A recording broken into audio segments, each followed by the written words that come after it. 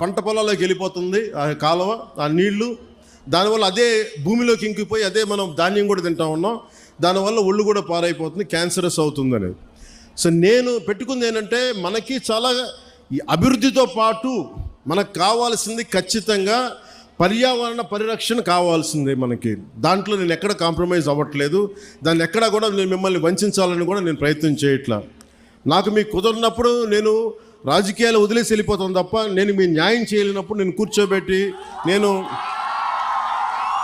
నాకు నిజంగా మీ గుండెల్లో పెట్టుకున్న అభిమానం కంటే కూడా నేను పదవులుగా నేను ఏం చూడను. కాకపోతే ఈ పదవి ఉన్నది చాలామందితో కూర్చొని సామరస్యపూర్వకంగా ఎలా పరిష్కారం చేయాలి అన్నదే నా తపన. సో నేనేం చెప్పానంటే, ముఖ్యంగా నేను చెప్పింది ఏంటంటే, అసలు ఎంత పొల్యూషన్ జరుగుతుంది ఆ ఆడిట్ని ఒకసారి చేయమని చెప్పాం.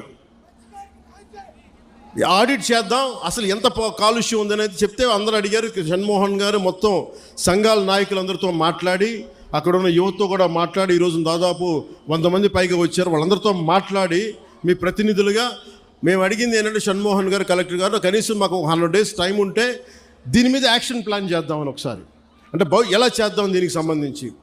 ఎందుకంటే మీరు బోట్లు దెబ్బతినకూడదు, మీకు మీ వేటకి ఇబ్బంది పడకూడదని దీనికి ఏం చేయాలంటే ఒక ప్రాపర్ యాక్షన్ ప్లాను, ఒక 100 రోజుల సమయం అని అడిగాం.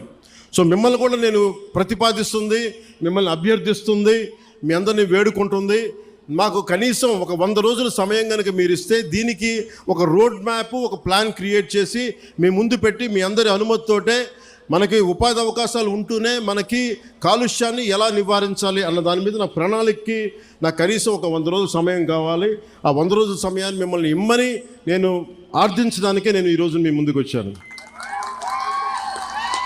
నాకు ఒక 3 నెలల నుంచి 100 రోజుల సమయం కావాలి. సో మీరు ఆ 100 రోజుల్లోపు నేను ఒక రోడ్ మ్యాప్, ఒక పరిష్కార మార్గం, అవసరమైతే దీన్ని క్యాబినెట్లో మాట్లాడతాం, లేదంటే అసెంబ్లీలో కూడా మాట్లాడి మీకు న్యాయం జరిగేలాగా నేను ముందుకు తీసుకెళ్తాను. మీ అందరికీ నేను మనస్ఫూర్తిగా మీకు తెలియజేస్తున్నాను. సో నాకు 3 నెలల సమయం మిమ్మల్ని, ఇది ప్రజాస్వామ్యం, నేను 4 గోడల మధ్య కూర్చొని నేను అడగట్లా. నాకు ఒక 100 రోజుల సమయం కావాలి. ఏం చేద్దాం చెప్పండి, అవునా కాదా?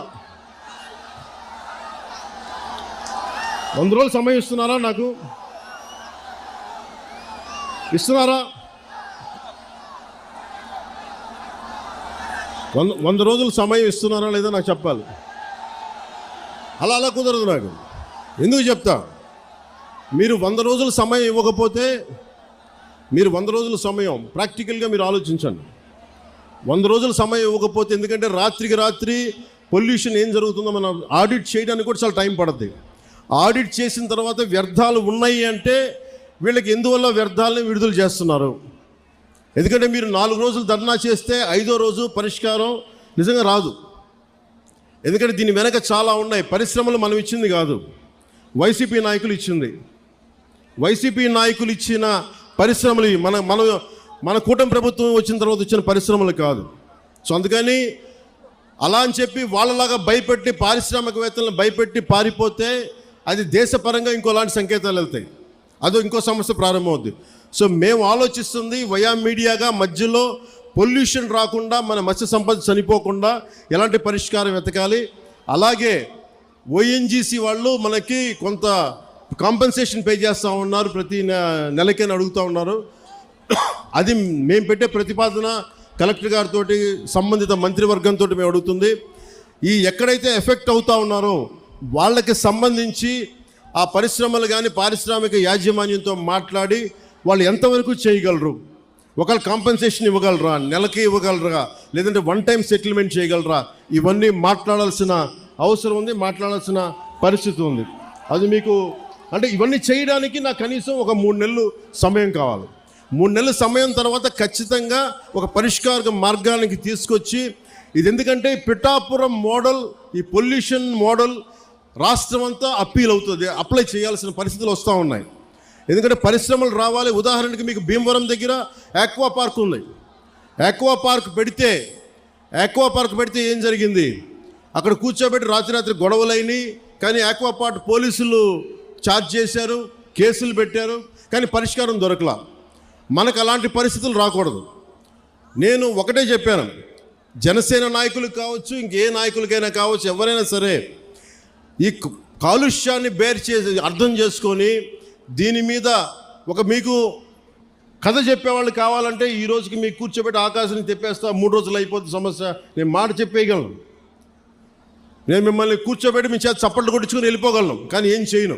అలా కాకుండా నేను 3 నెలలు ఎందుకు సమయం, 100 రోజులు సమయం ఎందుకు అడుగుతున్నానంటే, చాలా త్రికరణ శుద్ధిగా మీ సాటి మత్స్యకారుడు ఎంత కష్టపడుతుందో అర్థం చేసుకొని దాన్ని ఉద్దేశంలో పెట్టుకొని మాట్లాడుతున్నాను.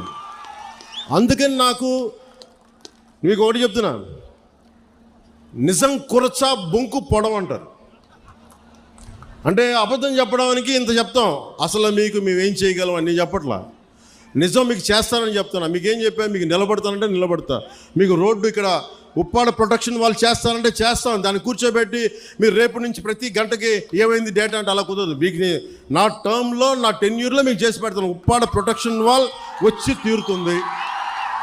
అలాగే అది నేను మన అమిత్ షా గారితో, మోడీ గారితో మాట్లాడుకొని తెప్పించగలను.